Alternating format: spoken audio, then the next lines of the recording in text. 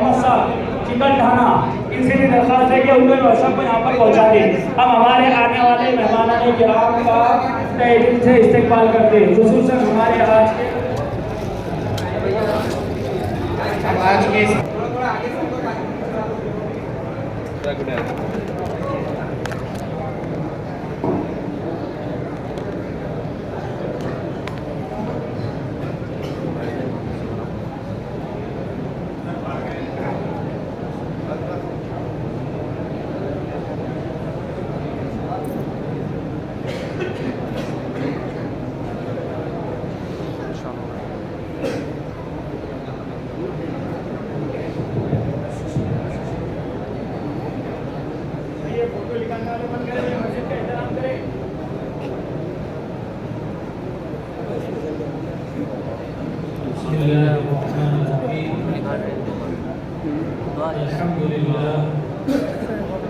الحمد لله وكفى وسلام على عباده الذين اصطفى أما بعد.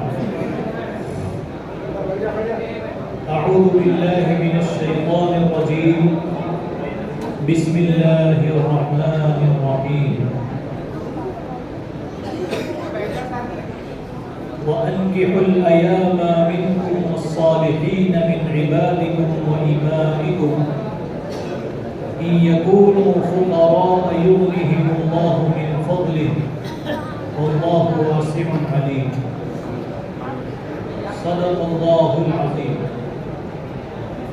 وقال النبي صلى الله تعالى عليه وسلم: يا معشر الشباب من استطاع منكم الباءة فليتزوج فإنه أغض للبصر وأحسن للفرج ومن لم يستطع فعليه بالصوم فإنه له وجاء أو كما قال رسول الله صلى الله عليه وسلم. بزرگان محترم،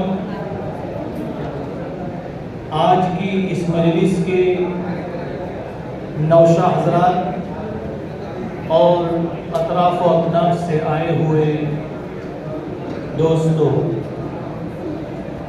آج کی ہماری یہ مجلس اجتماعی شادیوں کی مجلس ہے. ہمارے سماج میں شادی بیاہ کو آسان کرنے کے لیے یہ اجتماعی شادیوں کا نظام سموہ لگن کا جو نظام ہے وہ شروع کیا گیا ہے. مختلف اداروں کی طرف سے، مختلف شخصیتوں کی طرف سے، مختلف تنظیموں کی طرف سے اور مختلف برادریوں کی طرف سے بھی اس کا اہتمام کیا جاتا ہے. اس کا مقصد نکاح کو، شادی کو، بیاہ کو آسان بنانا ہے اور سستا بنانا ہے. جب ایک آدمی اپنے بیٹے یا بیٹی کی شادی کرتا ہے تو اگر انفرادی طور پر اکیلا اپنی بیٹی کی شادی کرتا ہے یا بیٹے کی شادی کرتا ہے تو بہت زیادہ لمبا چوڑا خرچہ اس کے سر پڑتا ہے. ایک ایک آدمی لاکھوں روپے خرچ کر ڈالتا ہے. اور اگر اللہ نے دیا ہو اور خرچ کرے تو الگ بات ہے. یہاں تو لوگوں کی دیکھا دیکھی اور ایک رسم اور رواج کے طور پر ہمارے جو مڈل کلاس کے لوگ ہیں یا اس سے بھی نیچے کے درجے کے جو لوگ ہیں جن کو ہم غریب سمجھتے ہیں، وہ لوگ بیچارے اپنے بچوں کی شادیوں کے لیے لون اٹھاتے ہیں، قرضے لیتے ہیں لوگوں سے یا بینک سے اور سودی قرضے لیتے ہیں. اور اس کا مقصد صرف یہ ہوتا ہے کہ لوگوں میں واہ واہ ہو جائے کہ اگر میں نے اپنے بچی کی شادی میں زیادہ اچھا انتظام نہ کیا، اچھا کھانا نہ کھلایا اور 500-700 لوگوں کی دعوت نہ کرائی تو لوگ کیا کہیں گے؟ بس صرف اسی وجہ سے کہ لوگ کیا کہیں گے ہم لوگ پریشان رہتے ہیں اور ساری زندگی کی پریشانی اپنے سر لے لیتے ہیں۔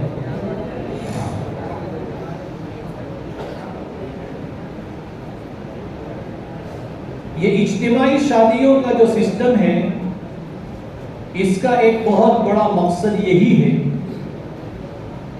کہ کم سے کم خرچ میں شادی اور نکاح منعقد ہو جائے اور اپنے خاص لوگوں کی دعوت کا بھی انتظام ہو جائے اور اس جوڑے کو کچھ ضروری ساز و سامان بھی مہیا کر دیا جائے تاکہ یہ سارا انتظام آسانی اور سہولت سے ہو جائے اور ماں باپ کے سر پر بھی کوئی بوجھ نہ پڑے اور دلہا دلہن کے سر پر بھی کوئی بوجھ نہ پڑے۔ شاید آپ لوگ بات سمجھ رہے ہیں، بھائی بات سمجھ رہے ہیں؟ آپ لوگ سنیں گے تو بات کریں گے، آپ لوگ ادھر توجہ دیجئے، نوشے تو آتے جائیں گے اور ابھی ایجاب قبول کر کے فوراً بھاگ بھی جائیں گے، یہ آپ کے لیے رکنے والے نہیں ہیں۔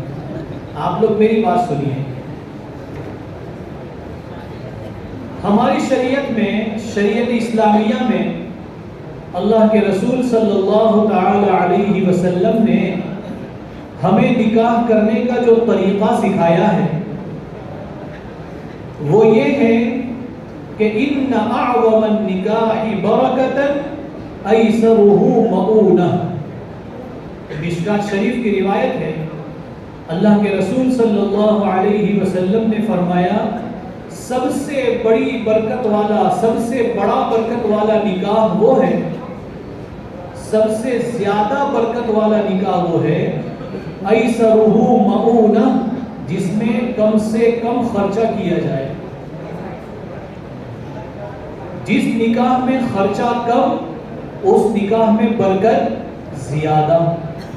اب اس کا الٹا آپ سمجھ لو خود ہی کہ جس شادی بیاہ میں خرچہ زیادہ ہوگا، جتنا زیادہ خرچہ کرتے جاؤ گے اتنی برکت کم ہوتی چلی جائے۔ اور ہم لوگ آج یہی فکر کرتے ہیں کہ زیادہ سے زیادہ لوگوں کو کھلانا ہے، زیادہ سے زیادہ خرچہ کرنا ہے، اور اتنے جو ہے کئی دسیوں جوڑے لڑکی کو دینا ہے، لڑکے کو دینا ہے، اور پتہ نہیں کیا کیا رسم و رواج ہمارے یہاں ہوتے ہیں، مہندی کی رسم ہوتی ہے، ہلدی کی رسم ہوتی ہے، یہ سارے خرافات ایکسٹرا ہوتے ہیں، نکاح سے پہلے ہوتے ہیں۔ اور نکاح والے دن بھی پھر بارات کا انتظام کرو، پھر بارات روکنے کا انتظام کرو، پھر دلہے کے پاس سے پیسے نکلواؤ، دلہن کو جب رخصت کریں گے اور گھر جائے گی تو وہاں اس کے لیے دروازہ بند کر دیتے ہیں، اس کے پاس سے پیسے نکلواؤ، جوتیاں چھپا دو، چپل چھپا دو دلہے کی دلہن کی، اور اس کے پاس سے روپیے پیسے ہڑپو۔ تو کیا ہم سب بھوکے لوگ ہیں کیا؟ ارے بھائی دلہے والے یا دلہن والے جو ہر موقع کے اوپر جو ہے پیسہ نکلوانے کی فکر کرتے ہیں، کبھی بارات روک کر پیسہ نکلوا لیتے ہیں، کبھی گھر کے دروازے بند کر کے پیسہ نکلوا لیتے ہیں، کبھی دلہے کے چپل جوتے چھپا کے پیسہ نکلوا لیتے ہیں، تو دونوں ہی خاندان والوں سے عرض کرتا ہوں کہ کیا آپ جو ہے فقیر اور غریب لوگ ہیں؟ کیا آپ بھوکے مر رہے ہیں کہ نئے دلہن اور نئی دلہے سے جو ہے پیسے نکلواتے ہیں؟ میرے دوستو یہ سب خرافات ہے۔ کیا ہے بھائی؟ رسم و رواج ہے۔ کوئی ایک صحابی کا واقعہ آپ نے حیات الصحابہ کے اندر اگر پڑھا ہو، جو لوگ جماعت میں جاتے ہیں، کہ ان کی جو ہے بارات روکی گئی، وہاں تو بارات کا نظام ہی نہیں تھا، بارات کیا چیزیں پتہ ہی نہیں تھا، چند لوگ جاتے تھے، نکاح ہو جاتا تھا، اور وہیں سے جو ہے باپ کے گھر سے، چند بیٹی کے گھر سے اس کے باپ، اس کے بھائی وغیرہ جو ہے بچی کو رکھ جاتے تھے۔ یہی رخصتی ہوتی تھی۔ یہ دھوم دھام اور یہ جو ہے اتنی لمبی چوڑی بارات کا انتظام اور پہلے سے ساری تیاریاں، پوری پلاننگ کرنا، یہ سب چیزیں تو بعد میں شروع ہوئی۔ تو ہمیں جتنا زیادہ ہو سکے میرے بھائیوں، نکاح کو سستا اور آسان بنانے کی ضرورت ہے۔ اسی لیے فرماتے ہیں کہ جس سماج میں نکاح سستا ہوگا اس سماج میں زنا اور بدکاری مہنگی اور مشکل ہوگی. اس سماج میں زناکاری اور بدکاری مشکل ہوگی. اور جس سماج میں نکاح کو آپ نے مہنگا اور مشکل کر دیا جیسا آج کا ہمارا سماج ہے, اس سماج میں بدکاری آسان بن جائے. آج ہمارے نوجوانوں کے لیے غلط کام کرنا کوئی مشکل کام نہیں رہا. کیوں کہ نکاح کو مشکل بنا دیا ہم نے. وہ بیچارہ نکاح کرنے سے پہلے 100 مرتبہ سوچتا ہے. لڑکا تو زیادہ نہیں سوچتا, لیکن لڑکی والے جو ہوتے ہیں, بچی کے جو ماں باپ ہوتے ہیں, وہ تو بہت پریشان ہوتے ہیں. اس لیے کہ ہمارے سماج میں ہم نے سارا خرچہ, ساری ذمہ داری, سارا بوجھ لڑکی والوں کے سر پہ ڈال دیا ہے. گویا ہم بڑا احسان عظیم کر رہے ہیں کہ ان کی بچی کو ہم لے کے جاتے ہیں. ارے بھائی, احسان تو اس کے ماں باپ کا ہے کہ وہ اپنی ایک لخت جگر اور نور نظر کو, جس کو بچپن سے 18-19 سال کی عمر تک پالا اور پوسا اور پڑھایا اور بڑھایا, اس کو جو ہے ایک ایجاب اور قبول کی بنیاد پر تمہارے حوالے کر دیتے ہیں. ان کا احسان ہے. اب ان سے مطالبے کرنا کہ جہیز میں اتنا سامان چاہیے, اور اگر نہیں دیں گے تو جو ہے بچی کے ساتھ بدسلوکی کرنا, اور انہی سے مطالبہ کرنا کہ ہمارے اتنے لوگ آئیں گے اور اس کو کھانا کھلانا پڑے گا. یہ ساری چیزیں ہمارے کانوں پر آتی ہے, لوگ آ کر بتاتے ہیں ہمیں. بلکہ اس سے زیادہ بے غیرتی کی بات بھی لوگوں نے سنائی کہ بارات میں جو گاڑیاں کر کے لاتے ہیں اس کا کرایہ بھی اس سے لیتے ہیں. کس سے؟ دلہن والوں سے. نعوذ باللہ من ذالک. اللہ کی پناہ ہے, ایسے شادیوں کے اوپر اللہ کی لعنت برستی ہے. اس میں خیر و برکت نہیں ہوتی میرے بھائی. یہ سنت اور شریعت کی بات ہے جو آپ سے عرض کی جا رہی ہے. ایک تو ہم ضرورت سے زیادہ خرچے کرتے ہیں, ضرورت سے زیادہ خرافات کرتے ہیں, اور اوپر سے لڑکی والوں پر بوجھ ڈالتے جاتے ہیں. اب انہی بوجھوں کی وجہ سے پھر بیچارہ مجبور ہو جاتا ہے لڑکی کا باپ کہ وہ پھر لون اٹھاتا ہے, قرضے اٹھاتا ہے. بیٹی کو تو بیاہ دیتا ہے وہ, لیکن ان قرضوں کے بوجھ سے ساری زندگی باہر نہیں نکل پاتا. اس لیے میرے دوستو, ضرورت اس بات کی ہے کہ جس طرح یہاں اجتماعی شادیاں ہوتی ہیں, ہمارے جامعہ کلکوا کی نگرانی میں بھی بہت سی جگہوں پر اجتماعی شادیاں ہوتی ہیں, اور ہماری میواتی برادری والے بھی اجتماعی شادیاں کرتے ہیں, جمعیت والے بھی کرتے ہیں, مدرسے والے بھی کرتے ہیں. جس شخصیت یا جس ادارے کے تحت یہ نظام چلتا ہے, جس میں معمولی سی رقم لے کر کے سارا ساز و سامان بھی دیا جاتا ہے, آپ کے 50-100 رشتہ داروں کا کھانے کا انتظام بھی کر دیا جاتا ہے, اور سہولت سے سارے کام پورے ہو جاتے ہیں, اس نظام کو مضبوط اور مستحکم کرنے کی ضرورت ہے. اس میں اپنا تعاون اور مدد پیش کرنے کی ضرورت ہے. اللہ کے رسول صلی اللہ علیہ وسلم نے جو نکاح فرمائے, ہم سب مسلمان ہیں, ہم جانتے ہیں کہ اللہ کے رسول صلی اللہ علیہ وسلم نے اپنی زندگی میں کتنے نکاح فرمائے؟ بولو بھائی. 11 نکاح فرمائے. آپ نے 11 شادیاں کی. آج ہم مسلمانوں کی ایک بدنصیبی یہ بھی ہے کہ اگر ہندوستان کی ٹیم کے 11 پلیئر کے بارے میں پوچھا جائے کہ انڈیا کی کرکٹ ٹیم میں 11 کھلاڑی کون کون ہیں, تو بچہ گنا دے گا. کیپٹن کون ہے, وائس کیپٹن کون ہے, وکٹ کیپر کون ہے, بالر کتنے ہیں, اور پلیئر کتنے ہیں.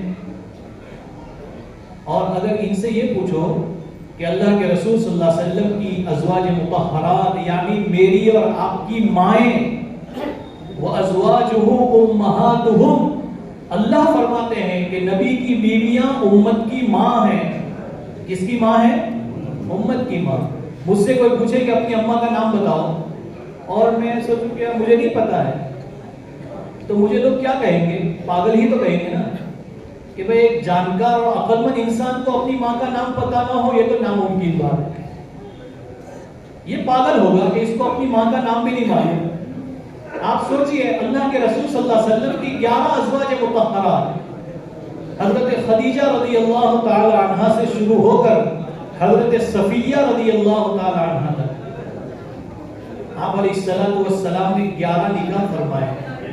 کسی بھی ایک نکاح میں اللہ کے رسول صلی اللہ علیہ وسلم سے یہ ثابت نہیں ہے کہ آپ علیہ السلام اپنی بارات لے کر گئے ہوں.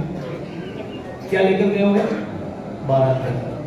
اللہ کے رسول اور اللہ کے رسول کی بقیہ بیویاں اور آپ کے پوتے اور نواسے، پوتے تو تھے ہی نہیں، نواسے حضرت حسن و حسین اور رشتہ داروں کو لے کر آپ جو ہے دھوم دھام کے ساتھ گئے ہوں. کبھی سنا؟ نہیں سنا. اللہ کے رسول صلی اللہ علیہ وسلم کے جتنے بھی نکاح ہوئے وہ سادگی سے ہوئے، سادگی سے ہوئے. اور اللہ کے رسول صلی اللہ علیہ وسلم نے اپنی 11 شادیوں میں آپ نے شادی کے کھانے کا کوئی اہتمام نہیں فرمایا. ہاں ولیمہ کا ضرور اہتمام فرمایا. کس کا اہتمام فرمایا بھائی؟ ارے بولو، ولیمے کا اہتمام فرمایا. ولیمہ کسے کہتے ہیں؟ کہ جب دلہن کو رخصت کر دیا جائے اور ان کے ساتھ کچھ وقت گزر جائے یا ایک دن گزر جائے تنہائی میں، تو اس کے بعد پھر جو دعوت کی جاتی ہے اس کو ولیمہ کہا جاتا ہے. نکاح ہونے کے بعد جب دلہا دلہن اکیلے میں اپنا وقت گزار لیں، اس کے بعد جو دعوت کھلائی جائے گی اور وہ دعوت شوہر کی طرف سے، لڑکے کی طرف سے ہوگی، اس کو ولیمہ کہا جائے گا. حضرت عبد الرحمن ابن عوف رضی اللہ تعالی عنہ مشہور صحابی ہے 10 مبشرہ میں سے، جن کو اللہ کے رسول صلی اللہ علیہ وسلم نے نام لے کر جنت کی بشارت سنائی. جو 10 صحابہ کا نام لیا تھا اس میں یہ بھی فرمایا تھا عبد الرحمن ابن عوف فی الجنہ، عبد الرحمن ابن عوف بھی جنتی ہے. مہاجر صحابی ہے، ہجرت کر کے آئے تھے مکہ المکرمہ سے. اور آپ جانتے ہیں کہ جب ہجرت کر کے آئے تھے تو سارا مال، ساری دولت، گھر، مکان، دکان سب چھوڑ کے آئے تھے. خالی ہاتھ آئے تھے مدینہ منورہ. اسی لیے تو اللہ کے رسول صلی اللہ علیہ وسلم نے مہاجری کو انصاری صحابی کا بھائی بنا دیا تھا، جس کو ہم کہتے ہیں مواخات، بھائی چارگی کا رشتہ قائم کر دیا تھا کہ بھائی ابو بکر تو وہ فلاں انصاری صحابی کا بھائی ہے، عمر فلاں انصاری صحابی کا بھائی ہے، عثمان فلاں انصاری صحابی کا بھائی ہے. یعنی وہ انصاری صحابی جو کہ مدینے کے رہائشی اور باشندے ہیں، اس کا گھر بھی یہاں ہے، اس کا مکان دکان بھی یہی ہے، کاروبار بھی ہے، تو وہ خود اپنا خرچہ بھی اٹھائے گا اور ساتھ ساتھ ایک مہاجری صحابی کا خرچہ بھی اپنا بھائی سمجھ کے اٹھائے گا. اسی لیے ہم دعوت میں جب جاتے ہیں تو سنتے ہیں نا کہ ہمارے انصاری صحابہ نے کیسی قربانی دی کہ کسی صحابی نے تو یہاں تک کہہ دیا کہ بھائی میری 2 بیویاں ہیں، میری 2 بیویاں ہیں، اور ان میں سے جو بیوی تجھے پسند ہو مجھے بتا دینا، میں اس کو اپنے نکاح سے الگ کر دوں گا، تو اس سے شادی کر لینا. یعنی اپنی ایک بیوی میں تجھ کو دینے کو تیار ہوں. اتنا اپنے قریب سمجھا اور اتنی ترجیح دی، ایثار اور ہمدردی کا اتنا جذبہ. وَيُؤْثِرُونَ عَلَىٰ أَنفُسِهِمْ وَلَوْ كَانَ بِهِمْ خَصَاصَةٌ. تو حضرت عبد الرحمن ابن عوف رضی اللہ تعالی عنہ بھی ہجرت کر کے آئے. اللہ کے رسول صلی اللہ علیہ وسلم نے ایک انصاری صحابی کا بھائی بنا دیا کہ بھائی ان کے ساتھ رہو، ان کے گھر پر رہو. تو وہ انصاری صحابی نے کہا کہ دیکھو آپ میرے بھائی ہو، سگے بھائی سے بھی زیادہ نزدیکی ہو کہ اللہ کے رسول نے آپ کو میرا بھائی بنایا ہے، یہ میرا گھر ہے، یہ میرا ساز و سامان ہے، آپ کو جو ضرورت ہے آپ اس میں سے استعمال کر سکتے ہیں، جو ضرورت پیش آئے آپ بلا تکلف مجھے بتائیے، میں ہر خدمت کرنے کے لیے تیار ہوں. عبد الرحمن ابن عوف بھی غیرت مند آدمی تھے. انہوں نے کہا کہ بھائی مجھے تمہارے 1 روپے پیسے کی بھی ضرورت نہیں ہے، بس تم نے یہاں گھر میں ٹھہرایا اور پناہ دی، تمہارا بڑا احسان ہے. تم مجھے مدینے کا بازار دکھاؤ، یہاں کا مارکیٹ کہاں ہے. انہوں نے اگلے دن لے جا کر مارکیٹ بتا دیا کہ یہ مارکیٹ ہے. انہوں نے مارکیٹ میں 1 درہم، ہمارے زمانے میں 1 روپے کا سکہ سمجھ لو، 10 روپے سمجھ لو، اتنے روپے سے اپنا کاروبار شروع کیا. 1 روپے سے، اور 1 روپے کے گھی خرید کر کے 2 روپے میں بیچ دیا، 2 درہم میں. 1 درہم نفع ہو گیا. اب 2 کا خرید کر پھر اس کو بیچا. ہوتے ہوتے ہوتے ان کے پاس کچھ پیسہ آ گیا. تو انہوں نے چونکہ ہجرت کر کے آ گئے تھے، یہاں بیوی بھی نہیں تھی، تو انہوں نے اللہ کے رسول صلی اللہ علیہ وسلم کو خبر کیے بغیر ہی کسی انصاری عورت کے ساتھ نکاح کر لیا. کیا کر لیا بھائی؟ ارے بولو کس نے نکاح کیا؟ حضرت عبد الرحمن ابن عوف رضی اللہ عنہ نے، جو ایک تاجر تھے، بزنس مین تھے، اور انہوں نے اپنی تجارت شروع کر کے کچھ مال حاصل کر لیا تھا، ایک دم غریب نہیں تھے ابھی، اچھے خاصا پیسہ ان کے پاس آ گیا تھا. پھر شادی کی انہوں نے. جب شادی کی رات گزار کر کے مسجد نبوی میں اللہ کے رسول صلی اللہ علیہ وسلم کی خدمت میں حاضر ہوئے تو اللہ کے رسول صلی اللہ علیہ وسلم نے ان کے بدن کے اوپر ایک مخصوص خوشبو لگاتی تھی عورتیں، جس کو زعفران کہا جاتا ہے، زعفرانی خوشبو. تو اس کا پیلا رنگ ہوتا تھا، تو وہ پیلے رنگ والے دبے ان کے کپڑے کے اوپر آپ علیہ الصلوۃ والسلام نے دیکھے. تو اللہ کے رسول صلی اللہ علیہ وسلم نے پوچھا کہ عبد الرحمن یہ کیا چیز ہے؟ یعنی یہ نشانات، یہ خوشبو کے نشانات تو شادی شدہ لوگوں کے کپڑے پر ہوتے ہیں، تمہاری تو شادی وادی ہوئی نہیں ہے اور ابھی سے تمہارے بدن کے اوپر کپڑے پر یہ نشانات کیسے پڑ گئے؟ تو اللہ کے رسول صلی اللہ علیہ وسلم سے انہوں نے عرض کیا، اللہ کے رسول میں نے شادی کر لی. کیا کر لی؟ دیکھو اللہ کے رسول کو بھی پتہ نہیں. اگر ہمارے یہاں گاؤں میں کوئی آدمی شادی کر لے اور ایک دم پکا جماعت کا شادی ہو اور امیر صاحب کو دعوت نہ دے تو کیا ہوگا بھائی؟ امیر صاحب ناراض ہوگے نا، یار اللہ کے بندے بتانا تو چاہیے تھا، کم سے کم تیرے نکاح میں آتا، میں دعوت میں کھلاتا، چلو کوئی بات نہیں، لیکن نکاح میں تو ہم شریک ہو جاتے. حضرت عبد الرحمن اتنے قریبی صحابی کہ ان کے نام سے جنت کی بشارت، عبد الرحمن فی الجنہ، عبد الرحمن جنت پہ جائے گا. اور انہوں نے نکاح کر لیا. اللہ کے رسول صلی اللہ علیہ وسلم کو کانوں کان خبر بھی نہیں ہوئی، اور جب پتا چلا بعد میں تو اللہ کے رسول صلی اللہ علیہ وسلم نے کوئی ناراضگی کا، تعجب کا اظہار بھی نہیں فرمایا کہ عجیب آدمی ہے، بتایا بھی نہیں.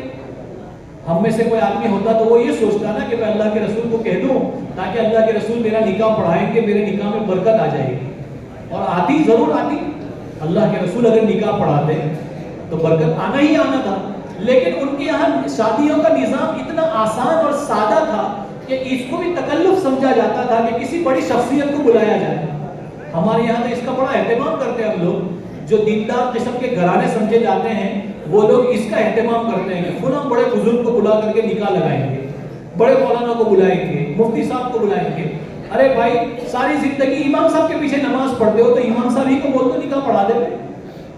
ساری زندگی آپ کی نماز پڑھانے کے لیے کوئی بڑے مولانا تھوڑی آتے ہیں، ساری نمازیں تو یہ محلے کے امام صاحب پڑھاتے ہیں اور نکاح کے لیے بڑے مولانا کو بلاتے ہیں.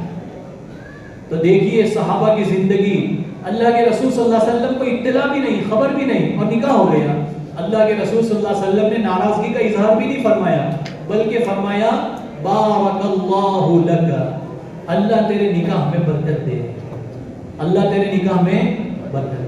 اس کے بعد آپ نے صرف ایک نصیحت فرمائی، اولم ولو بشاۃ، ولیمہ کرو اگرچہ ایک بکری کاٹ کر ہی کھلا دو. یعنی کوئی بڑا لمبا چوڑا ولیمہ نہ کر سکو، جیسا تمہاری حیثیت ہے، تم مالدار آدمی ہو گئے ہو، بڑے تاجر بن گئے ہو، اگر اتنا بڑا نہیں بھی کرنا ہو تو کم سے کم ایک بکری ذبح کر کے اس کا گوشت پکا کر کے کھلا دو، لیکن ولیمہ ضرور کرو. معلوم ہوا کہ ہماری شریعت میں ولیمے کی اہمیت ہے.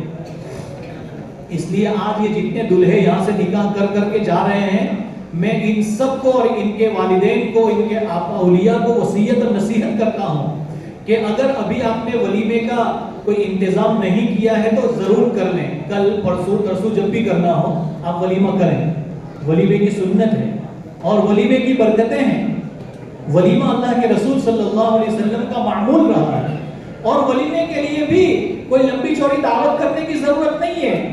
اللہ کے رسول صلی اللہ علیہ وسلم نے بھی مختلف قسم کے ولیمے فرمائے. آپ نے حضرت ام حبیبہ اور حضرت ام سلمہ رضی اللہ تعالی عنہ کا جو ولیمہ ہوا وہ بہت آن بان شان سے کیا. آپ نے حضرت ام سلمہ رضی اللہ تعالی عنہ کا جو ولیمہ کیا تھا تو وہ بہت شان و شوکت کے ساتھ کیا. ایک اونٹ ذبح کر کے کھلایا. کیا کھلایا؟ اونٹ ذبح کر کے.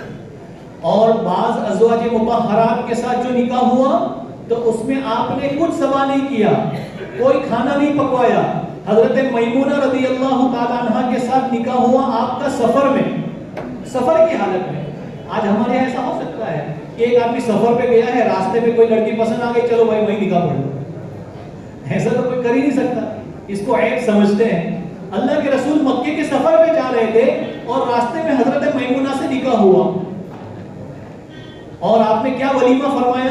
اگلے دن آپ علیہ الصلوۃ والسلام نے صحابہ سے کہا کہ بھائی آپ اپنے پاس جو جو کھانے کی چیزیں ہیں وہ سب لے کر آ جاؤ.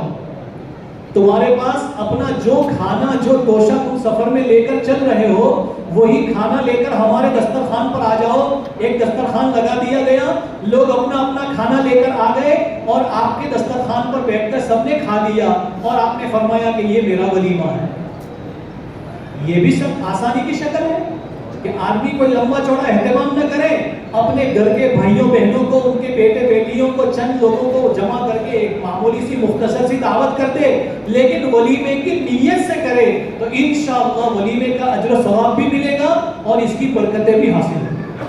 اللہ تعالیٰ ہمارے آج کے اس اجتماعی نکاح کو بے انتہا قبول فرمائے, اور ہمارے یہ جمعیت کے جتنے ساتھی اور علماء ہیں جو پچھلے کئی سالوں سے اجتماعی شادیوں کا انتظام کرتے ہیں, دوڑ دھوپ کرتے ہیں, کوششیں کرتے ہیں, اللہ تعالیٰ ان کی کوششوں کو بھی قبول فرمائے اور اس نظام کو اللہ تعالیٰ مزید ترقی عطا فرمائے.